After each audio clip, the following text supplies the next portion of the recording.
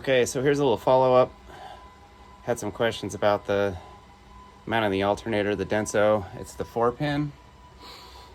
So anyway, I just made this. I've got this little spacer I made, little washers for fine adjustment, and it's just a piece of flat 1" by 1/8 bar with some holes drilled in it. Now, I took the stock Nova, the big wire, and reconnected to the big terminal. And all you need to do is connect this top left corner to the red wire that's on the stock GM wiring also, and then it'll run. I haven't driven it yet, but it does charge at idle at 13.5 volts. I just haven't clipped these off yet because I want to test it. Got this little plug on eBay for like $8.